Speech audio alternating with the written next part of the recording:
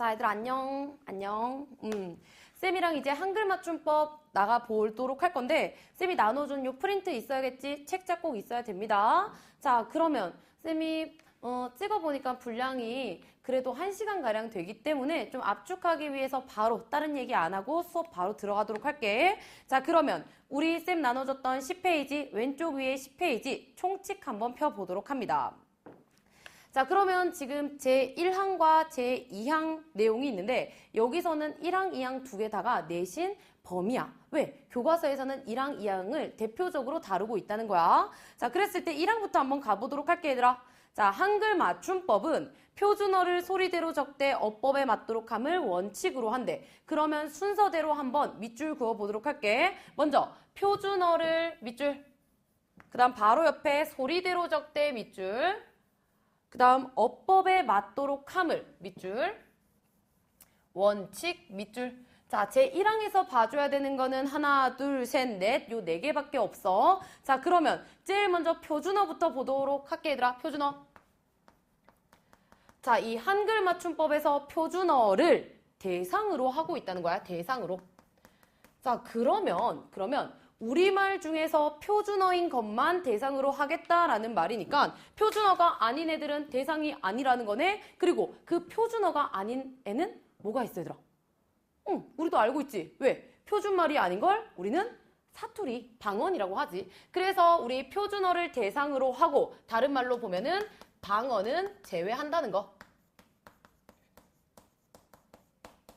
방언은 고려하지 않겠다라는 첫 번째 중요 부분입니다. 자, 그 다음 두 번째, 소리대로 적되 밑에다가는 말 그대로 표, 주의라고 한번 써볼게, 얘들아. 표, 주의. 자, 쌤 읽은 거랑 마찬가지로 발음 나는 대로, 다른 말로 소리 나는 대로 표기하겠다라는 원칙이야. 그러면 여기에는 어떤 애들이 있느냐? 자, 잘 봐. 얘들아, 소리 내서 한번 읽어봐. 예? 울다라고 발음할 수 있지. 똑같이 소리 내는 대로 그대로 적기 때문에 얘는 표음주의구나 라고 봐줄 수 있고, 또 하늘, 종, 엉엉, 빨리 요런 말들 전부 다 발음 나는 대로 표기도 하기 때문에 얘 표음주의다 라고 봐줄 수 있다는 거야. 자, 그러면 얘들아, 이건 뭘까? 얘 표음주의 아니야.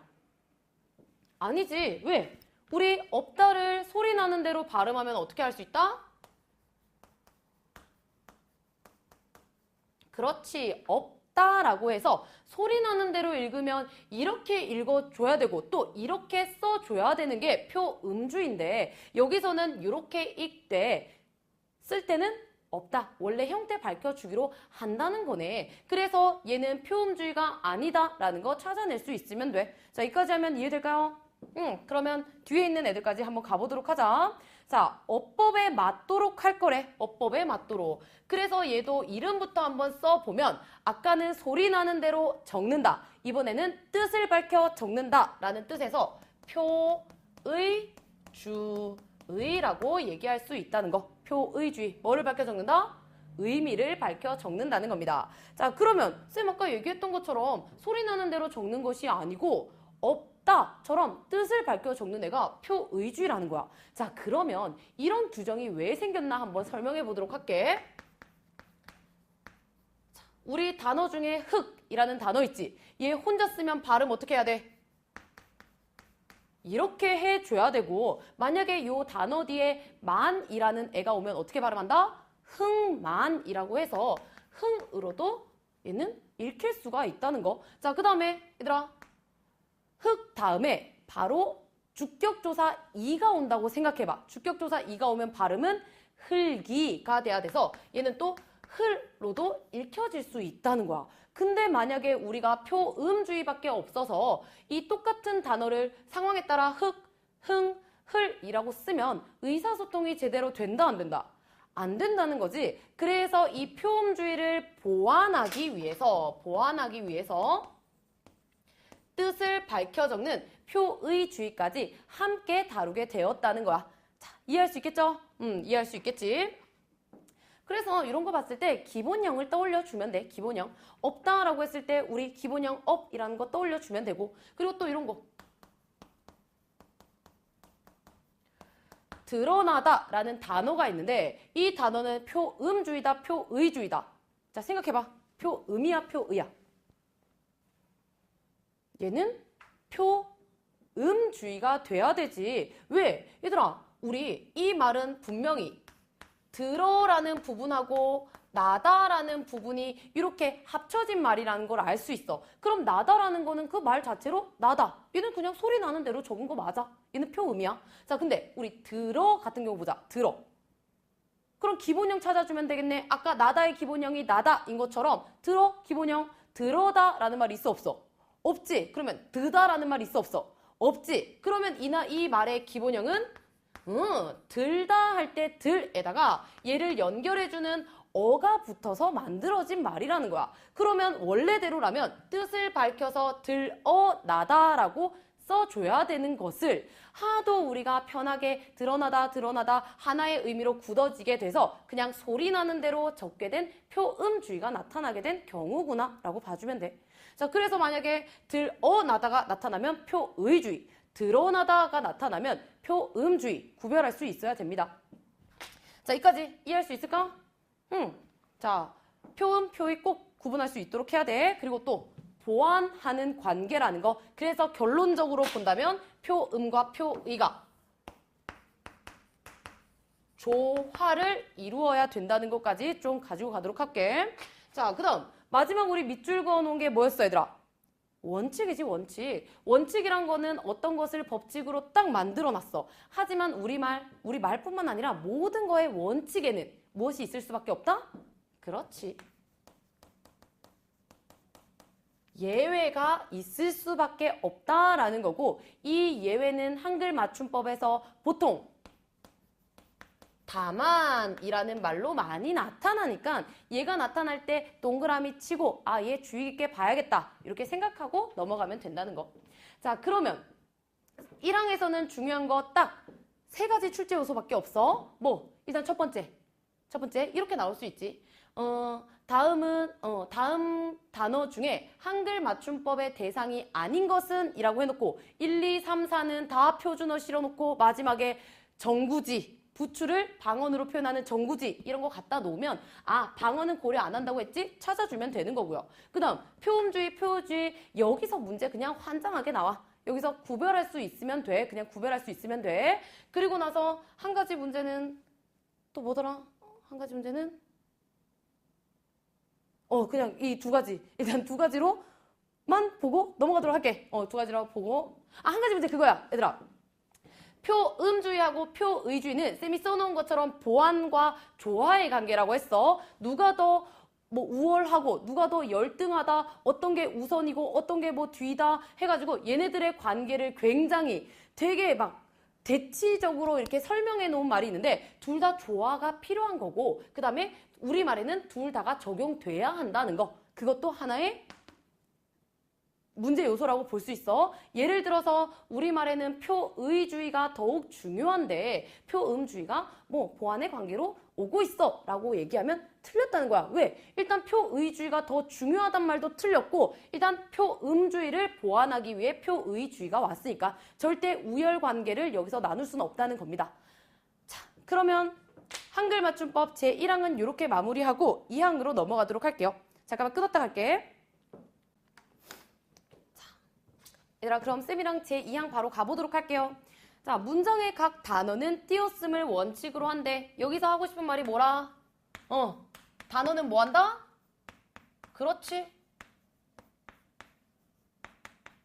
잘 안 보이지? 쌤 미안해. 자, 단어는 띄어쓰는 것을 원칙으로 한대. 원칙이란 말은 예외도 있겠다라는 거 알아주면 될 거고. 자, 그 다음. 단어가 뭔지를 알아야지 얘네들을 띄우든지 말든지 할 거 아니야. 자, 지난 시간에 쌤 수업 잘 들었던 친구들이라면 단어가 뭔지 알아야겠지. 자, 단어. 무엇을 가진? 가장 작은 말의 단위? 그렇지. 자립성을 가진 가장 작은 말의 단위라고 얘기했어.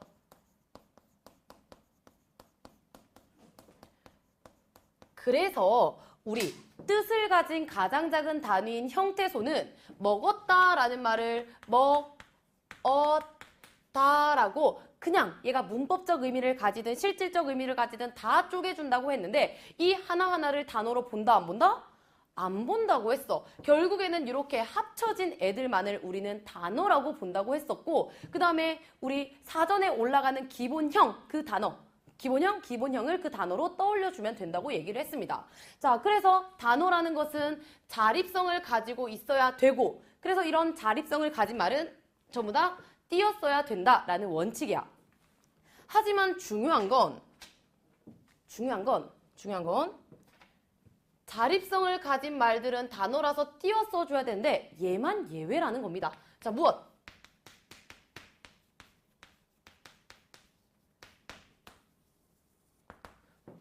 조사라는 애야, 조사라는 애. 그래서 이 2항에서는 조사는 예외다. 요것만 가지고 가주면 돼, 얘들아. 자, 그 말은 뭐냐? 우리 지난 시간에 배웠을 때 조사가 뭐라고 했어? 사슴이, 사슴을, 사슴에게, 사슴의 등등등등 이처럼 앞에 오는 말에 붙어서 뒷말이 어떤 문법적 관계를 나타내주냐 요런 걸 보고 우리는 조사라고 했었지 얘들아. 그러면 조사는 쌤 쓴 것처럼 앞에 말과 붙어 쓴다 안 붙어 쓴다? 당연히 붙여 써줘야 된다는 거지. 자, 그렇다면 조사는 붙여 쓴대요. 그러면 조사는 단어여야 돼 아니어야 돼? 아니어야 되지. 원래 같았으면은 자립성이 없기 때문에 붙여 쓰는 건데 왜 예외라고 써놨느냐. 조사도 단어긴 단어야. 하지만 자립성이 없기 때문에 단어지만 띄어쓰기 할 수 없다라는 것을 보여주기 때문에 얘는 예외다라는 거고 얘가 중요하다는 거야 얘들아. 그래서 문제는 맨날 뭐라고 나와? 우리말의 모든 단어는 띄어쓴다. 맞아 틀려? 틀리지. 왜? 조사는 단어야. 하지만 이 조사는 띄어쓰기 안 한다. 안 하고 붙여 쓴다라고 얘기했기 때문에 모든 단어는 띄어 쓴다란 말 틀렸구나 라는 거 봐줄 수 있지. 뭐 때문에? 이 조사라는 말 때문에. 자, 그러면 우리 제2항에서 단어에 동그라미 치시고요. 요 개념 적어 주셔야 되고 옆에 반드시 조사는 예외다라는 말 같이 가지고 가줘야 된다는 거. 자, 그러면 얘랑 관련해서 중요한 내용이 아주 많은데 쌤 책 40페이지 쭉쭉쭉 넘어가도록 할게요. 쌤 책 왼쪽 위에 40페이지 쭉 넘어가면 제5장 띄어쓰기에 대해서 본격적으로 말하겠다라고 나와 있고 그 밑에 바로 뭐가 있다? 조사라는 말이 있어. 조사. 자, 그러면 쌤이랑 이제 이 조사를 붙여 쓰긴 붙여 쓸 거고 또 얘랑 관련됐을 때 어떤 것을 중시해야 되는지 한번 좀 보면서 가도록 할게. 자, 그럼 제 41항부터 가도록 할게요. 자, 조사는 그 앞말에 붙여 쓴대. 그러면 일단 조사는 이라는 말 위에다가 단어라고 한 번만 더 써주자 얘들아. 조사는 단어야 얘들아. 자립성이 없지만 단어야. 그래서 예외라고 한 거야 얘들아. 그리고 그 앞말에 붙여 쓴대. 쌤이랑 쌤 수업을 들었으면 이 조사는 보통 누구한테 붙는다? 누구한테 붙어? 그렇지. 주로 체언에 붙는다라는 것도 알아줘야 돼. 하지만 쌤이 100% 얘들아 이거 체언에 붙어 무조건 외워가 아니라 대부분 주로 체언에 붙는다라고 얘기하니까 아닌 것도 있다는 얘기겠네. 그거 지금 한번 확인해 보도록 할게. 자, 먼저 조사는 앞말에 붙여 쓰고요. 여기서 뭐 우리 꽃마저 다양한 조사가 나오는데 중요한 것들만 좀 보고 갈게. 일단 첫 번째 줄에 있는 꽃밖에에서 밖에를 동그라미 쳐 줍니다. 자, 일단 앞말이 뭐야? 꽃이라는 체언이지, 체언. 그래서 체언 뒤에 오는 말이기 때문에 얘는 조사야. 그래서 뭐 어쩌겠다고? 뭐 주겠다? 붙여 쓴다. 조사는 그 앞말에 붙여 쓴다며. 자, 그럼 이게 왜 문제가 되느냐? 왜 문제가 되냐면 우리가 꽃밖에 이런 얘기 보면은 문제가 별로 없는 것 같은데 이 말 있지? 할 수 밖에라는 말을 쓸 때는 애들이 굉장히 이거를 되게 많이 띄어쓰기를 해서 쓴다는 거야, 얘들아. 이 앞에 말은 뭔가 붙여 써야겠구나 라고 지금은 생각할지 몰라도 우리가 기존의 친구들이랑 뭐 채팅을 하건 뭐 어디 글을 쓰건 간에 수 밖에를 자꾸 띄어 쓴다는 거야. 그래서 이거는 띄어 쓰면 절대로 안 되고 얘네들은 조사고 체언이기 때문에 붙여 써야 하는 거구나 라는 거 알아주려고 밖에다가 네모 이렇게 쳐달라고 했습니다. 할 수밖에 얘들아, 할 수밖에. 자, 그리고 바로 옆에 있는 꽃에서부터 꽃에서부터 한번 보자. 얘들아 보여? 쌤 이거를 치울게.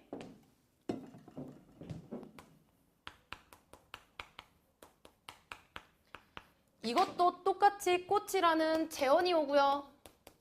뒤에 그 체언에 붙는 조사들이 와. 근데 우리 에서라는 조사도 있고 부터라는 조사도 있어. 그러니까 당연히 체온 뒤에 붙이는 건 알겠는데 여기서 알아줘야 되는 게 바로 뭐다? 조사가 쭈루룩 연이어져 나타나면 그냥 이어 나타나는 대로 전부 다 붙여쓰기 해주라는 거야. 그래서 뒤에 조사가 10개가 오든 15개가 오든 그냥 쭉 붙여 써주라는 거야. 알지? 얘들아, 조사끼리도 붙여 쓰는 거야. 조사끼리도 붙여 쓰는 거. 요까지만 좀 파악해주고요. 그 다음에 두 번째 줄에 있는 꽃이다 있지? 꽃이다. 꽃이다 라는 말이 있는데 애들이 요거 자꾸 헷갈려해. 자, 일단 이다에도 네모 쳐주고 우리 조사라는 것은 앞말에 붙여서 그 말이 전체 문장에서 주어가 되게 하기도 하고 그 다음에 목적어가 되게 하기도 하는 애라고 했어. 봐봐. 그래서 사슴이라는 말에 이가 붙어가지고 이 전체로 사슴이라는 주어를 만들었으니 얘 조사 이름이 뭐다? 주어를 만들었으니까 주격 조사라는 거야. 그러면 사슴, 을이 붙어서 전체적으로 뭘 만들어줬다? 목적어를 만들어줬으니 얘는 목적격 조사라는 거야. 그러면 얘들아 이거 봐봐. 이것은 꽃이다 라고 해서 꽃이라는 체언에 이다가 붙어서 얘 전체를 뭘로 만들어줘? 그 문장에 이것은 꽃이다. 서술해주는 서술어로 만들어준다는 거지. 그래서 이 이다의 이름을 뭐라고 한다? 그렇죠. 서술격 조사라고 한다는 거야. 얘들아 이다는 서술격 조사야. 그냥 이 자체를 모르는 친구들이 많아서 쓴 거야. 이다는 서술격 조사입니다. 자, 그리고 바로 옆에 있는 애 한번 봐봐 얘들아. 꽃입니다가 있지 이번에. 꽃. 자, 그러면 이 입니다에도 네모 치고 이 입니다는 뭔데 얘들아? 입니다 뭔데? 고민할 거 없지? 왜? 그냥 얘 역시도 앞에 말에 붙어서 이것은 꽃입니다 라고 해서 서술어로 만들어주니 얘도 서술격 조사라는 거야. 근데 애들이 이 형태가 너무 달라지기 때문에 뭐야 얘도 서술격 조사였어 라고 하는데 그냥 단순하게 꽃이다 라는 말을 높여서 표현한 것 뿐이야. 그래서 이다나 입니다나 붙어서 서술어 만들어주는 서술격 조사이다 라는 것까지만 좀 알아두고 갈게. 자, 그 다음 우리 맨 밑에 있는 세 번째 줄에 멀리는 웃고만 이거는 그냥 통째로 네모 쳐줄게요. 통째로 이렇게 네모 쳐줄게. 자, 멀리는 그 다음에 웃고만 그냥 통째로 네모 쳐줄게요. 자, 먼저 우리 앞에 있는 거 봐봐 얘들아. 내가 멀리 보았다라는 문장이 있어. 그러면 멀리라는 말은 뭘 꾸며줘? 뒤에 오는 보았다라는 그렇지 서술의 기능을 가진 용언을 꾸며주고 있다는 거야. 자, 쌤이랑 지난 시간에 쓸 때 뒤에 오는 용언 꾸며주는 품사 뭐라고 했다? 부사지 부사. 그렇지. 그래서 얘는 부사 뒤에 지금 조사가 붙고 있네? 라는 거. 그럼 선생님 아까 조사는 체온 뒤에 붙는다고 했잖아요. 그래서 아까 얘기한 거야. 조사는 무조건 체온 뒤에만 붙는 것이 아니고 이렇게 다른 말 뒤에 붙는 경우도 있다. 그런 걸 보여주기 위해서도 여기에 실려 있다라고 봐주면 돼. 알지 얘들아? 무조건 체온 뒤에 붙는 거 아니야. 이런 부사 모양 뒤에서도 붙을 수 있다는 거. 자, 그 다음에 웃고만 이거 한번 가보자. 웃고만. 자, 쌤이랑 같이 얘기했던 것 중에 우리 이 웃고만 이거 일단 웃고라는 말에다가 만이라는 조사가 붙은 건 확실해. 그럼 이 웃고의 형태가 뭔지를 한번 봐야겠지. 자, 웃고의 기본형이 뭐다? 그렇죠. 웃다라는 말이지. 그러면 웃이라는 말에다가 다가 붙은 거고, 다시 말해서 변하지 않는 부분인 어간에다가 변하는 부분인 미가 붙은 거야. 그래서 웃다, 웃고, 웃어서 여기처럼 뭐 웃고 낳고 그다음에 웃으니 등등등등등등 여러 가지 어미 중에 그냥 하나일 뿐이라는 거야. 하나일 뿐이라는 거야. 그치? 그래서 지금 어간에다가 어미가 붙은 것, 우리 요런 현상을 뭐라고 한다 했지? 어간에다 어미 붙는 거? 활용이라고 한다고 했지. 그래서 웃고라는 것은 정말 단순하게 봤을 때 이 어간에, 이 용언의 활용 형태라는 거야. 그래서 웃고는 용언의 활용 형태, 용언의 활용형이다라고 하고 이 활용형 뒤에서도 만이라는 조사가 붙을 수 있구나. 그냥 파악해 주면 돼. 이것과 이것을 다룬 이유가 뭐라고? 체언이 아닌 말 뒤에서도 조사가 붙을 수 있다는 거. 그러면 쌤 웃다, 웃고, 웃어서 그럼 웃으니 이것도 용언의 활용형이라고 보면 되나요? 맞아요. 용언의 활용 형태니까 다 활용형이라고 볼 수 있다는 거야. 어렵지 않지? 중요한 건 체언이 아닌 말에도 붙을 수 있다라는 거야. 자, 여기까지 정리하고 그 다음 바로 밑에 있는 의존명사로 한번 넘어가도록 할게. 얘들아 중요한 건 이 의존명사에서 엄청 많이 나와. 그래서 쌤 잠깐 지우고 다시 설명하도록 할게요. 자, 얘들아 의존명사 바로 가볼게. 쌤 책에서도 의존명사 앞에다가 별표 엄청 많아. 여기 앞에 별표 꼭 쳐줍니다. 자, 의존명사는 띄어쓴데 얘들아. 자, 일단 의존명사라는 말 자체를 알아야겠네. 의존명사. 의존명사는 명사긴 명사야. 그리고 명사는 우리 키워드의 역할을 하는 체언이라고 했지. 근데 이상하게도 얘 의존적이래. 그럼 자립성이 있어 없어? 뭔가 없는 것처럼 느껴져. 하지만 이 의존명사는 자립성이 없음에도 불구하고 어떻게 해라? 띄어쓴다라는 거야. 그래서 의존이라는 말을 보면 자립성이 없다를 떠올리고 명사를 보면 하나의 몸이 된다, 키워드가 된다, 체언을 떠올려서 마치 단어이기 때문에 띄었어야 되나? 의존하기 때문에 붙였어야 되나? 고민을 많이 하는데 우리 뒤에 있는 그래도 의존적이긴 하지만 그래도 명사고 체언이니까 얘 어떻게 하자? 명사고 체언이니까 하나의 단어로 인정해서 띄어쓰자. 이렇게 기억해 줄게. 얘들아 의존명사 어떻게 하라고? 의존명사 띄어쓰라고. 의존명사 띄어쓰는 거야. 자, 의존명사는 띄어쓰는데 그러면 이 의존명사의 정확한 개념을 한번 같이 보도록 하자. 자, 의존명사라는 건 아까 쌤 말한 것처럼 홀로 쓰이지 못하고 홀로 쓰이지 못해. 자, 이까지 딱 보고 한번 밑에 있는 예시 한번 보자 얘들아. 펜 들어서 동그라미 칩니다. 자, 것 동그라미, 수 동그라미, 만큼 동그라미, 이 동그라미, 바 동그라미, 지 동그라미. 얘들아, 이 앞에 있는 말들 다 지우고 그냥 한번 봐봐. 것이 힘이다. 만큼 먹어라. 바를 알겠다. 수 있다. 말 돼 안 돼? 안 되지. 혼자서는 절대 쓰이지 못해. 그래서 이 쌤이 방금 읽지 말라고 했던 그런 부분들을 필요로 한다라는 겁니다. 그래서 이 앞에 있는 애들이 무엇이냐? 얘들아, 여기 쌤 봤던 것, 수, 이, 만큼, 바, 지 전부 다 체언이지, 체언. 이 체언을 어쨌든 앞에서 전부 다 수식을 해주고 있고 꾸며주고 있기 때문에 뒤에 오는 체언을 꾸며주는 말 무엇? 문장 성분으로 따지면 그렇지. 반드시 관형어의 수식을 필요로 하는 말이구나. 뒤에 오는 체언을 꾸며주는 관형어의 수식을 필요로 하는 말이구나. 반드시 관형어의 수식을 필요로 하는 말.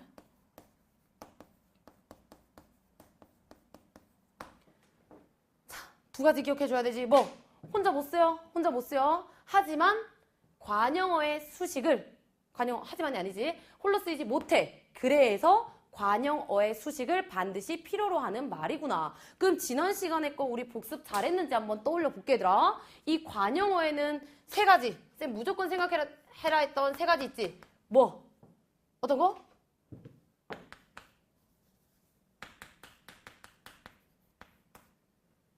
자, 먼저 사슴은 사슴인데 새 사슴이 있다. 헌사슴 말고 새로운 사슴, 새 사슴이 있다라고 해서 그 자체로 뒤에 오는 말을 꾸며주는 누구? 그렇지. 관형사. 관형사가 문장 안에선 어쨌든 뒤에 오는 체언을 꾸며주니 관형어의 역할을 한다고 얘기했었고, 또 이런 경우도 있었어. 어떤 거? 사슴은 사슴인데 너의 사슴이 있대. 그러면 얘도 이 통째로는 뒤에 오는 체언을 꾸며주니까 통째로는 관형어라는 거야. 그런데 얘를 한번 쪼개서 보자고 했지. 어떻게? 너와 의가 합쳐져서 관형어가 된다고 얘기했습니다. 그랬을 때 우리 너 품사 뭔데? 어떤 사람을 너라고 대신해서 말해주니까 대명사고, 그냥 편하게 체언이라 쓸게. 대명사고. 그 다음에 뒤에 우리 체언 뒤에 붙는 말 뭐? 조사가 붙지, 조사. 조사가 붙어. 체언 뒤에 조사가 붙은 말도 관형어로 만들어준대. 그래서 이 조사의 이름을 뭐라고 한다 했다?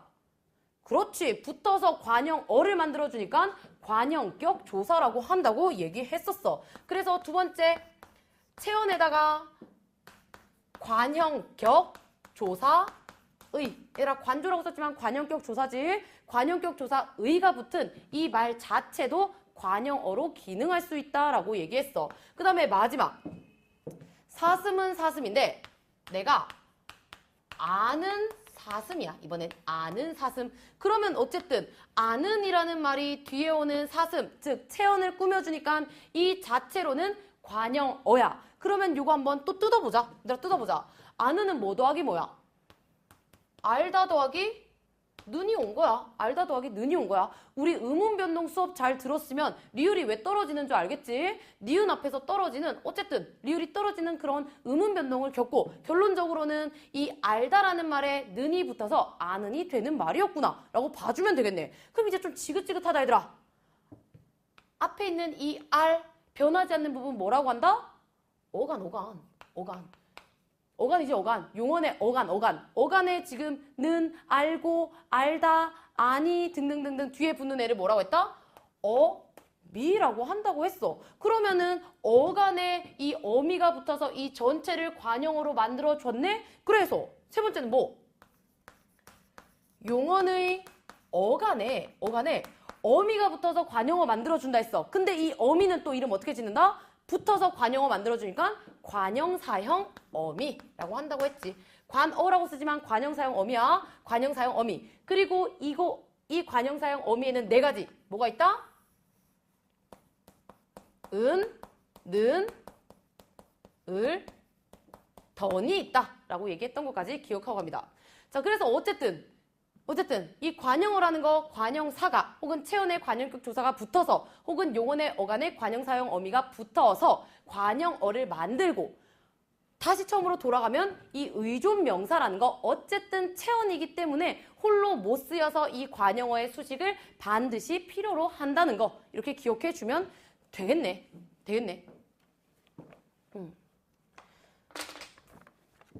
그러면 쌤이랑 밑에 의존명사 동그라미 쳤는데 몇 가지만 더 추가를 하고 설명 마저 이어나가 보도록 할게. 것, 수, 만큼, 이, 바, 지 뿐만이 아니라 여기에는 뿐이라는 의존명사도 있어 얘들아. 뿐. 그 다음에 대. 갈, 대가 있어처럼 혼자 못 쓰이는 이런 대가 있고 그 다음에 따름. 슬플, 따름이었다라고 할 때 따름, 얘도 혼자 못 쓴대. 그리고 대로. 노력한 대로 되돌려 받는다 할 때 그 대로, 얘도 혼자 못 쓴대요. 그래서 의존명사에는 동그라미 친 거 말고도 뿐대, 따름, 대로 이런 것들이 있다는 것까지 기억해 주도록 할게요. 자, 그러면 이제부터 이것도 중요한데 이것보다 훨씬 더 중요한 내용까지 한번 다루고 마무리해 보도록 할게. 그러면 쌤 잠깐만 요거 칠판 정리하고 다시 만나도록 할게요. 자, 얘들아, 그래서 의존명사 혼자 못 써. 그러니 분명히 관용어 수직 필요로 해. 근데 중요한 건 이 의존명사 뭐 어떻게 해라? 띄었어야 된다는 거야. 띄었어. 그래서 여기 있는 거 아는 띄우고 것이 힘이다. 먹을 띄우고 만큼 먹어라.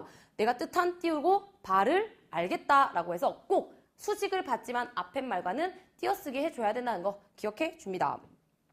자, 그러면 여기서 문제가 되는 게 뭐냐면 얘들아,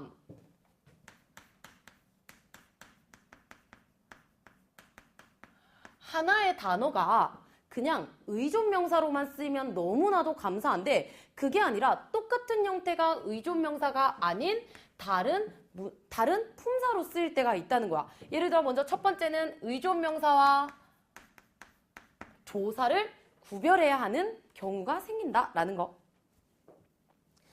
자, 예를 한번 들어볼게.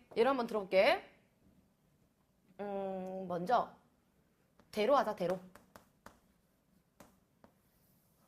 대로라는 단어가 있습니다. 얘가 그냥 우리 아까 본 것처럼 의존명사기만 하면 얼마나 편하니. 근데 얘 자체로 조사로 쓰일 때가 있다는 거야. 언제? 한번 볼게.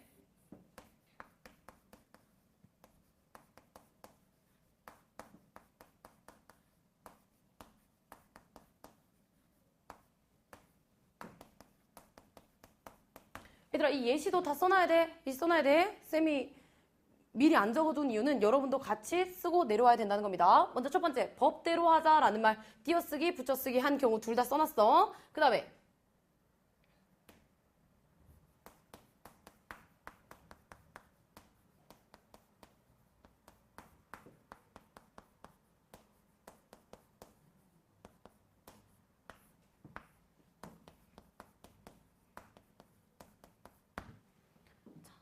밑에는 네가 본대로 혹은 본 띄우고 대로 말해라는 경우가 있네. 자, 그러면 얘들아 이게 위에 거나 밑에 거 둘 중 하나는 의존명사고 하나는 조사라는 거야. 그랬을 때 얘네들 구별 어떻게 하느냐? 근데 너네들은 이미 알고 있어. 왜? 의존명사는 앞에 말에 뭐가 와야 돼? 의존명사는 반드시 누구의 수식을 필요로 한다 했어?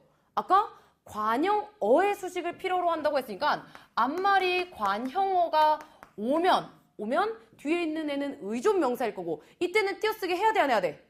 당연히 해야 되지. 왜? 의존명사는 띄어쓰기 해야 된다라고 얘기했기 때문에 방금까지 보고 온 거야. 그렇기 때문에 앞말이 관형어고 그래서 의존명사라면 띄어쓰기 해야 됩니다. 라는 거. 그 다음에 얘들아 조사 앞에는 누가 온다고? 주로.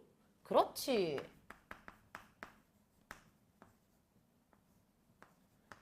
만약에 이 말 앞에 체언이 온다면 그럼 이 말은 조사라는 거고 우리 조사는 단어이지만 어떻게 한다 했다? 띄어쓰는 게 아니라 붙여 써야 된다라고 얘기했으니 얘는 또 붙여 써줘야 된다라는 거야. 벌써 우리는 이 둘을 구별할 수 있는 기준을 다 배웠어. 그러면 밑에 있는 거 찾을 수 있지. 왜? 뭘로? 앞에 있는 말이 무엇이냐에 따라 찾을 수 있잖아, 얘들아. 자, 먼저 첫 번째 거. 법이란 말이 대로 앞에 있습니다. 그러면 법이란 거는 체언이야, 관형어야? 체언이지. 얘가 체언이기 때문에 이 뒤에 오는 말은 뭐다? 이때는 조사라는 거야, 조사. 그러면 이 조사는 앞말과 붙여 써야 돼, 띄어 써야 돼? 당연히 붙여 써야 되기 때문에 이 앞에 오는 말이 맞다는 거고요. 그 다음 네가 본대로 말해라는 거. 일단 우리 얘가 조사라서 얘가 의존명사일 수밖에 없지만 일단 한번 얘도 보자. 앞에 있는 말, 대로 앞에 있는 말이 보다라는 말에 니은이 붙은 말이네. 이거 둘 다 체언이야, 아니야? 아니기 때문에 일단 얘는 체언이 일단 아니고 보다라는 이 기본형 보다라는 말 뒤에다가 니은이라는 어미가 붙은 관형어기 때문에 우리 쌤 아까 지웠지만 관형어의 1, 2, 3번 중에 이 3번이기 때문에 뒤에 오는 말을 수식해주는 관형어구나. 그러면 관형어의 수식을 받는 얘는 의존명사이기 때문에 의존명사 앞말과 붙여 쓴다, 띄어 쓴다. 얘는 띄어 써줘야 된다는 거야. 왜? 의존명사는 다 띄어 쓰기로 했으니까. 찾는데 어려움 없겠죠? 자, 그러면 두 번째 예시도 한번 가볼게. 똑같이 적용하면 돼, 얘들아. 자, 지금은 대로를 했으니까 이번에는 만큼 하자, 만큼.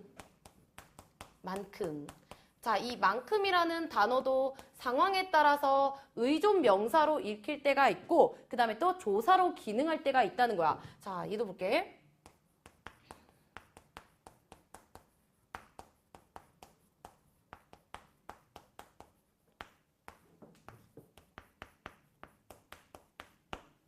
그 다음에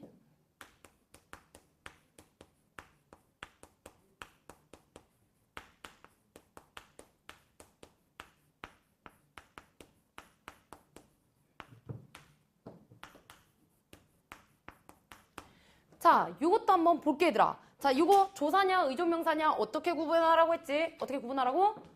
앞말이 체언이냐, 관형어냐라고 따져주면 된다 했어. 위에 거 봐봐. 만큼이 붙은 말이 지금 너라는 뭐, 품사로 따지면 대명사였고, 대명사는 그 위에 몸이 되는 기능을 한다고 했으니 얘 역시 체언이 오네, 체언. 그러면 체언 뒤에 붙기 때문에 얘 역시도 조사야, 조사. 체언에 붙는 말이기 때문에 조사고요. 이 조사는 앞말과 어떻게 한다? 붙여 쓴다. 그래서 얘는 뒤에 게 아니라 앞에 말이 되겠구나 라는 거 봐주면 되고, 그 다음에 밑에 것도 한번 보자. 만큼인데 지금 어떤 만큼? 먹은 만큼이라고 해서 앞에 오는 말이 먹다라는, 얘들아 보일까? 안 보이나? 앞에 오는 말이 먹다라는 어간인 먹에다가 은이라는 어미가 붙어서 뒤에 오는 말을 수식하고 있다는 거야. 즉 먹다라는 어간에 관형, 사형, 어미, 은을 던 중에서 은이 왔기 때문에 관형어가 오고 있고, 관형어가 오고 있고, 그 다음에 뒤에 있는 의존명사를 수식하고 있기 때문에 앞에 관형어가 와서 뒤에 있는 애, 얘는 의존명사란 거 알 수 있고요. 그 다음에 우리 의존명사는 붙여 쓴다, 띄어 쓴다, 띄었어야 한다고 했기 때문에 얘도 답은 뒤에 게 되겠구나 라는 거 파악할 수 있습니다. 알겠죠? 의존명사랑 조사 구별하는 건 너무 간단해, 얘들아. 왜, 어떻게? 앞말이 관형어냐 체언이냐 찾은 다음에는 띄어쓰기 해줘야 되냐 말아야 되냐 이것만 판단해 주면 돼. 자, 그러면 조금 복잡한 게 뭐냐면 이제부터 쌤이랑 할 의존명사와 어미를 구분해야 하는 상황이 온다는 거야. 자, 이것도 한번 예시 들어서 보도록 할게. 그 전에 우리 아까 쌤은 이거 관형어냐 체언이냐 앞말에 따라 나누라고 했었는데 얘도 나눌 수 있는 그 방법이 있어, 방법. 먼저 의존명사는 아까 누가 와야 된다 했지? 관형어가 와야 된다고 했고, 관형어가 수식을 해주기 때문에 이 의존명사는 띄웠어야 된다고 얘기했어. 하지만 얘들아, 우리 어미는 누구 뒤에 붙어? 항상 간 뒤에 붙고, 어간 뒤에 붙으니까 띄어쓰기 할 필요 전혀 없다는 거지. 그럼 얘도 띄었으냐 안 띄었으냐 이거를 판단해야 되는 상황에서 앞말이 관형어냐 어간이냐를 구별해 줘야 돼. 근데 이거는 그 앞말의 형태까지도 비슷하기 때문에 너네들이 더 혼동이 가. 그래서 얘의 구별 방법은 뭐다? 의미라는 겁니다. 의미. 자, 얘들아 조금만 복습경 갈게. 어미는 어간 뒤에 붙어서 뒤에 꼬리처럼 바뀌는 부분이라고 했고, 어떤 실질적인 뜻 있다 했어 없다 했어? 없어. 그냥 문법적인 의미만 더해줘. 하지만 우리 의존 명사는 자립성이 없긴 하지만 그래도 명사지. 명사라는 거는 어떤 실질적인 뜻이 있는 말이라는 거야. 그래서 얘가 어떤 실질적인 다른 뜻으로 대체가 가능하다면 얘는 의존 명사로 봐줘야 되고요. 만약에 다른 뜻 대체 못해? 그러면 어미라고 봐줘야 된다는 거. 한번 그러면 이것도 예시 들어서 설명해 보도록 할게, 얘들아. 예시. 먼저 첫 번째.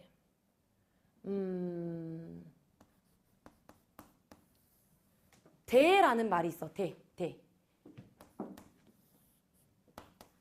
첫 번째. 밥을 먹었는데 혹은 먹었는 띄우고 대. 배가 고파. 그리고 밑에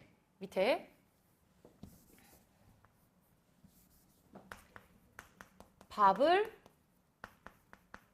먹은 대로 혹은 로는 뒤에 쓸게. 먹은 대 혹은 먹은 띄우고 대로 가자라는 말이 있어. 일단 예시부터 써. 이거는 이번에 파란색으로 할게, 얘들아. 파란색. 자, 밥을 먹었는데 배고파. 밥을 먹은 대로 가자. 둘 다 어쨌든 똑같은 대라는 말이 쓰이고 있고, 이 둘 중에 이 두 말의 앞부분을 보니까 헐, 아까 우리 봤었던 관형 사용어미 은는을던 중에 는이 나와 있고 여기도 은이 나와 있네. 그래서 쌤이 요 앞말이 뭐냐에 따라서 구별하지 말라는 거야. 왜 너네들 이거 보고 하면 둘 다 는, 은, 관형 사용어미니까 얘는 그럼 관형어라는 건가? 그럼 둘 다 띄었어야 되나? 이렇게 간다는 거야. 이렇게 하지 말고 의미로 한번 구별해보자 얘들아. 다른 말로 대체가 가능해야 되냐라는 거야. 자, 먼저 밑에 거부터 볼게 이거는. 자, 밥을 먹은 대로 가자라고 했을 때 이 대 다른 말로 바꿀 수 있어 없어? 있겠지. 어떻게? 밥을 먹은 곳. 그렇지. 곳. 혹은 공간의 의미로 대체할 수 있네? 어떤 대체할 수 있는 다른 의미를 가지네? 그 말은 얘는 명사라는 거야. 혼자 못 써서 의존적일 뿐이지 얘는 어떤 뜻이 있는 의존 명사야. 그러면 의존 명사는 앞에 말이랑 띄어 쓴다 붙여 쓴다. 띄어 써야 되니까 이번엔 뒤에 있는 것이 맞는 말이 된다는 거. 이해할 수 있죠? 그러면은 요거는 곳, 공간이라는 의미가 있고 그 의미 있는 말을 앞에서 꾸며주기 때문에 얘는 관형어구나. 관형어구나. 이렇게 거꾸로 가면 되겠다. 자, 그리고 위에 것도 한번 볼게요. 밥을 먹었는데 배고프대. 이때 얘들아, 어떤 의미 찾아봐. 대체할 수 있는 의미. 밥을 먹었는 곳, 밥을 먹었는 공간, 배고파. 다 말 안 되지? 대체할 수 없을 때는 이 앞에 있는 말에 붙어주지 않았을 때 절대로 이 말이 성립할 수 없기 때문에 붙는, 다른 말로 하면 어간에 무조건 그냥 문법적 의미로 없으면 안 되기 때문에 붙어준 어미가 붙은 거구나 라고 생각해 줘야 된다는 거야. 어떤 다른 뜻 없어 얘들아. 다른 뜻 없어. 그렇기 때문에 앞에 있는 말과 붙여 써줘야 되니 얘는 앞에 먹었는데 붙여 쓴 이 말이 맞다는 거. 자, 그러면 우리 어간 어미 공부 열심히 했던 친구들은 의문이 생겨야 되지. 선생님, 그러면은 이 먹었는이 어간이라는 거예요? 라는 거 꼭 생각을 해 주셔야 돼. 자, 일단 쌤이 여기서 말하는 건 우리가 대라는 말을 보고 똑같이 쓰였네. 밑에 있는 게 의존 명사고 위에 있는 게 어미네. 이까지 일단 찾을 수 있어야 돼. 찾았지? 그러면 그때 나아가서 이런 생각까지 해줘야 된다는 거야. 아, 얘는 똑같은 형태의 대가 쓰였지만 얘가 어미인 걸 보니 얘 원래 형태는 그냥 어미 대가 아니라 앞에 말과 합쳐서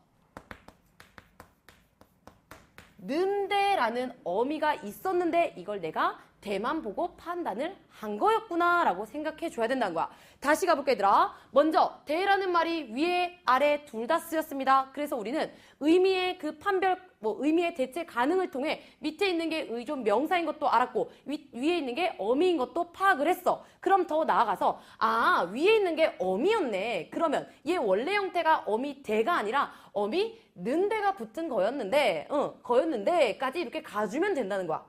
이해할 수 있을까? 우리는 그냥 어미 는대가 있어 라고 외워버리면 그러면 또 이게 먹는데라고 했을 때 뭐야 어미 는대가 있어 라고 생각해 버리니까 어쨌든 그냥 대만 생각해서 이걸 먼저 판단해 준 다음에 어미란 걸 알았을 때 얘는 어미 는대가 쓰인 거였구나 라고 생각해 줘야 된다는 거야.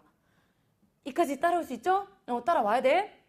따라와야 돼. 자, 그러면 우리 쌤이 아까 했던 얘기 계속 해볼게. 자, 그러면 선생님 알겠어요. 이번에 먹었는데에서 는데가 어미인 것도 이제 알겠어. 그러면 쌤, 이 앞에 있는 먹엇이 어간이라는 얘기입니까?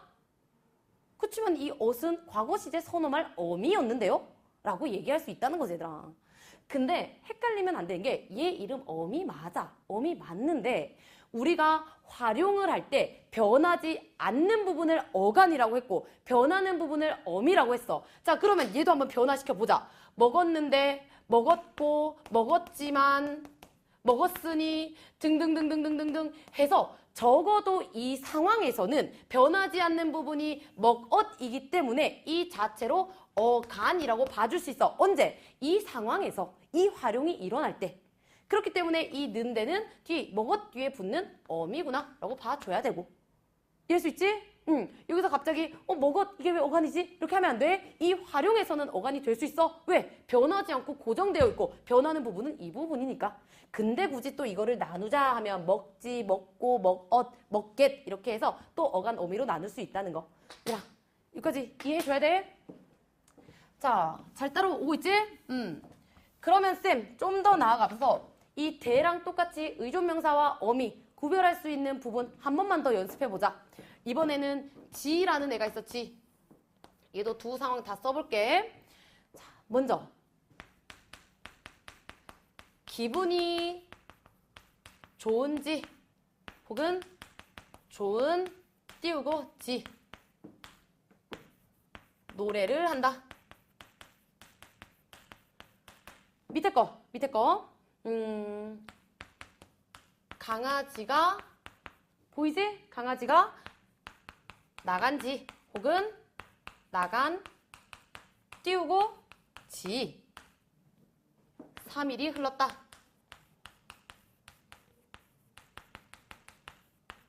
자, 예시 한번 써봅니다. 예시 한번 썹니다. 기분이 좋은지 노래를 한다. 강아지가 나간 지 3일이 흘렀다. 자, 그러면 이것도 똑같이 둘 다 우리 판단해볼게. 위에도 지가 쓰이고 밑에도 지가 쓰이네. 그러면 어떤 건 어미일 거고 어떤 건 의존 명사겠다. 근데 쌤이 앞에 있는 말 관형어나 어간 이거 분명히 찾기 힘들다고 했어. 왜? 여기서도 은이라는 관형 사용 어미가 쓰이고 여기도 니은, 생각돼서 니은이라는 말이 붙었기 때문에 얘도 관형 사용 어미가 쓰인 것처럼 보여. 그래서 둘 다 관형어처럼 보일 수 있다는 것 때문에 쌤이 이걸로는 판단하지 말라고 했어. 그래서 의미를 바꿔볼 수 있느냐를 판단하라고 했지. 그랬을 때 의미 바꿀 수 있는 거 한번 먼저 보자. 바꿀 수 있는 거 보자. 기분이 좋은지 기분이 좋은 것 노래를 한다. 기분이 좋은 공간 노래한다. 기분이 좋은 시간 뭐 노래한다. 바꿀 수가 없는 것 같아. 하지만 밑에 거 봐봐. 강아지가 나간 지 3일이 흘렀대. 그러면 나간 지 할 때 이 지는 어떤 의미로 바꿔줄 수 있어? 잘은 모르겠지만 어쨌든 시간과 관련된 걸로 바꿔줄 수 있다는 거는 우리가 감 잡을 수 있어야 되지. 자, 그래서 강아지가 나간 시간의 흐름이 3일이나 되었다라고 판단해 줘야 된다는 거야. 근데 여기서 너네들 절대 헷갈리면 안 되는 게 지를 그냥 시간이라고 생각하면 안 돼. 시간이라고 생각하면 안 돼. 이 지는 시간뿐만이 아니라 이 시간이 반드시 흘러야 된다는 시간의 여기다 쓸까? 시간의 경과라는 말과 대체될 수 있어야 돼. 다른 말로 시간의 흐름이라는 의미와 바꿔질 수 있어야 된다는 거야. 강아지가 나간 시간의 흐름이 3일이 되었다. 3일이 흘렀다라고 대체할 수 있는 말 시간까지 오면 안 돼. 시간의 경과와 흐름까지 봐줘야 된다는 거. 자, 그러면 어쨌든 다른 말로 대체가 가능하네. 어떤 의미가 있다는 거네. 의미가 있는 말 의존 명사라고 했고 그럼 얘가 의존 명사니까 앞에 말과 붙였어 띄었어? 띄었어야 되지. 그래서 얘는 뒤에 있는 말이 답이 될 거네. 답이 될 거네. 자, 그러면 위에 있는 거 기분이 좋은지 아까 쌤 해봤지만 어떤 의미적인 거 변화할 수 있다 했어 없다 했어? 없다고 했으니 얘를 어미라고 한다는 거야. 어미. 그럼 쌤이 좀 더 나가주라 했지? 뭐? 위에 있는 애가 어미였네? 그러면 내가 처음에는 지라고 해서 요 단어에 꽂혔지만 얘가 어미인 이상 얘는 그냥 형태 자체가 니은지 요 상태로 쓴다는 거. 원래 형태는 니은지의 형태였구나. 요까지 가줄 수 있다는 거야. 그쵸? 그러면은 어미라는 애는 어간에 무조건 붙였어야 되기 때문에 좋다라는 어간에다가 니은지 붙어서 좋은지가 된 어간에 어미가 붙은 형태구나 라고 봐주면 돼. 그럼 얘는 붙여쓰기 해야 되는 앞에 게 답이 되겠구나 라고 봐주면 된다. 자, 얘들아 뭔가 복잡한 것 같은데 문제 어렵게 내려면 이렇게 띄어쓰기 해놓고 하나는 붙여쓰기 해놓고 얘가 의존명사인지 어미인지 아니면 의존명사인지 조사인지 구별하라는 문제가 나와. 그리고 또 심지어 얘를 띄어쓰기 해놓고서는 얘를 왜 띄었어야 되는지 위에 거랑 비교해서 얘기해봐라 라고 한다면 앞에 말이 뭐 관형어고요. 그 다음 얘는 그 자체로 다른 말과의 대체가 가능해서 얘는 의존명사예요. 그래서 의존명사와는 띄었어야 되기 때문에 얘는 의존명사입니다. 하지만 위에 말은 그냥 그 자체로 어간에 붙는 하나의 어미고요. 다른 말로는 대체 가능하지 않네요. 그래서 얘는 붙여서 줘야 됩니다. 라는 말까지도 가줄 수 있어야 돼. 자, 뭔가 중요한 부분은 여기서 나오니까 이 부분 스스로도 한번 고민해 보시고요. 또 여기서 이해 안 되는 부분 체크해두고 선생님한테 꼭 물어볼 수 있도록 할게. 자, 그러면 우리 밑에 있는 43, 44, 45, 46 이것도 간단하게만 보고 끝내도록 할게요. 자, 먼저 제43항. 단위를 나타내는 명사는 띄어쓴대. 그래서 얘들아 단위 동그라미 한번 해보고 그 밑에 단위성 의존명사 포함이라고 써줄게. 다시 단위 동그라미 하시고요. 단위성 의존명사 포함. 단위성 의존명사 포함.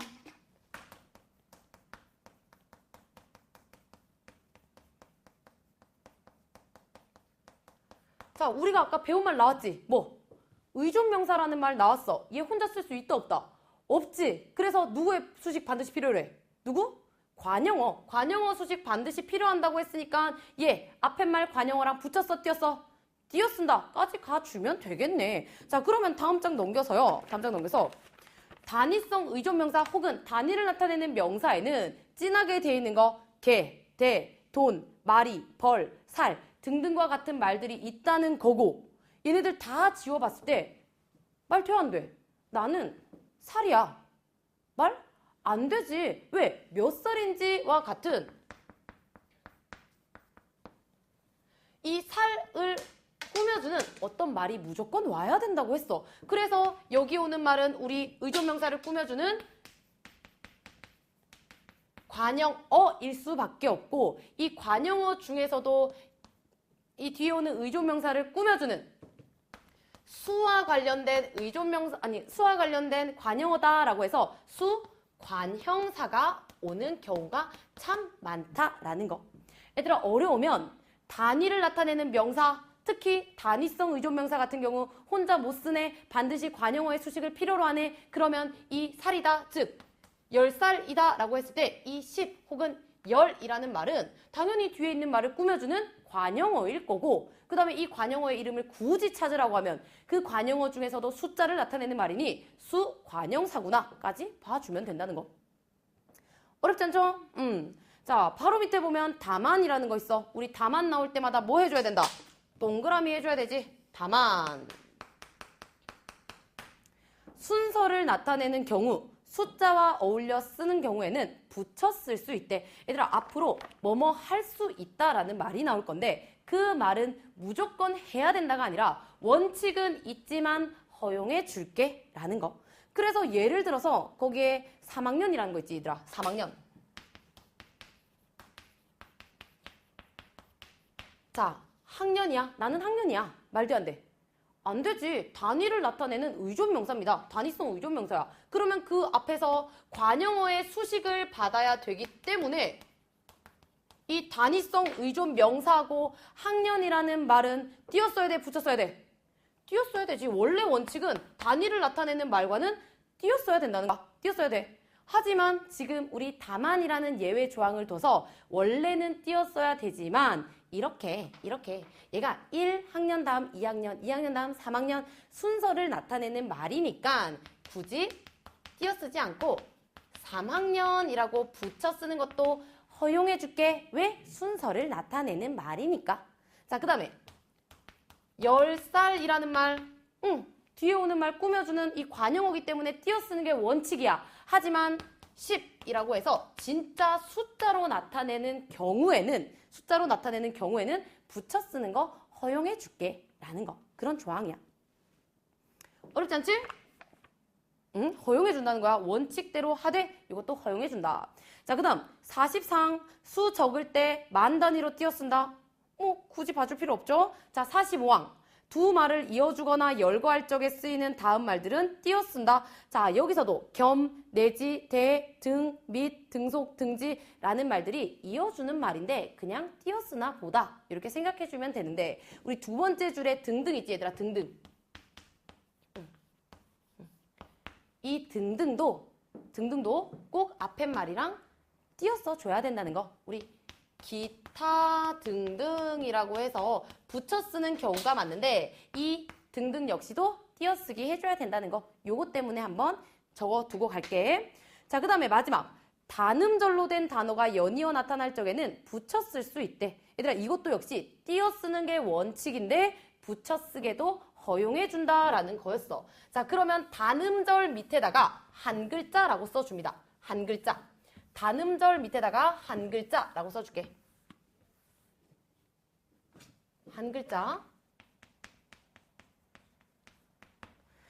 참, 한 글자로 된 단어가 계속 나타나면 붙여 쓴대. 그래서 밑에 원래는 원칙으로는 좀 더 큰 것, 그 다음에 이 말, 저 말, 한 입, 두 입 다 띄어 써야 되지만 전부 다 한 글자로 이루어진 말이기 때문에 좀 더 큰 것, 붙여 쓰는 것도 허용해 줄게 라는 거네. 자, 그러면 쌤이랑 이제 이 띄어쓰기에 대해서 특히 조사, 의존명사에 대해서는 다 보긴 했어요. 다 보긴 했어요. 학교별로 바로 뒤에 있는 보조용언이 들어가는 학교도 있고 아닌 학교도 있는데 이거 들어가는 학교가 많다면 쌤이랑 다시 한번 인강으로 복습할 수 있도록 준비하도록 할게. 자, 뭔가 긴 것 같았지만 꼭 스스로 써보고 또 외울 수 있는 부분은 외워줘야 돼. 태나쌤 너무 힘들게 했던 이 부분 꼭 다시 스스로가 써봐야 돼. 자, 그러면 고생 좀 합시다. 안녕.